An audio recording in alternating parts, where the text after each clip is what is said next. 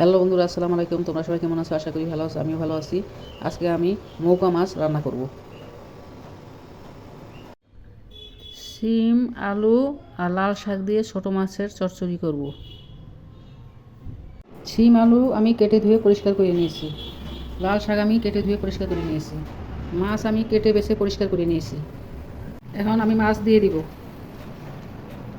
মশলাগুলো দিব মরিচ, হলুদ, লবণ আর জিরার গুঁড়া একসাথে দিয়ে দিব। গোটা জিরে, আদা রসুন বাটা, পেঁয়াজ কুচি, তেল, সব কিছু একসাথে ভালো করে মেখে নিব। ভালো মতো মেখে নিব। মাখতে মাখতে যেন এই তরকারি থেকে পানি ছেড়ে দেয়, এমনভাবে মাখতে হবে ছোটো মাছের তরকারি।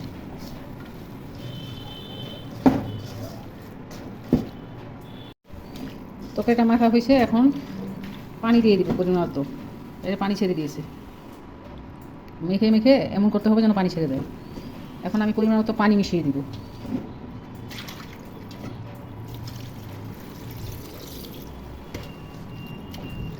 এখন নেড়ে চেড়ে মেখে মিশিয়ে পানি মিশিয়ে ঢাকনা দিয়ে বসিয়ে দিব চুলার উপরে। ঢাকনা উঠাই দেখি কী অবস্থা। বলক চলে এসেছে। ঢাকনা উঠাই দেখি কী অবস্থা। বলক চলে এসেছে। এখন ঢাকা দিয়ে রাখবো। এখন নেড়ে চেড়ে দিয়ে লাল শাকগুলো উপরে দিয়ে দিব।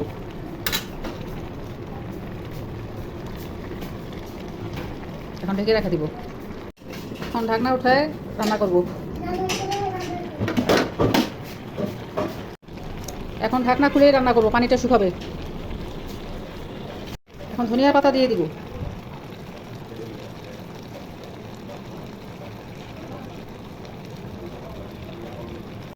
তরকারিটা রান্না হয়ে আসছে, পানি আর একটু আছে, শুকাইলে রান্না হয়ে যাবে। কিছুক্ষণ আর 10 মিনিট পর রান্নাটা শেষ করবো। সবজি দিয়ে মৌকা মাছের চচ্চড়ি হয়ে গেল। রান্নাটা ভালো লাগলে একটা লাইক দিও, আমার ইউটিউব চ্যানেলটা সাবস্ক্রাইব করো আর আমার ফেসবুক পেজ ফলো করো। কথা হবে, বাই বাই। নতুন কোনো রান্নার রেসিপি নিয়ে আবার আসবো।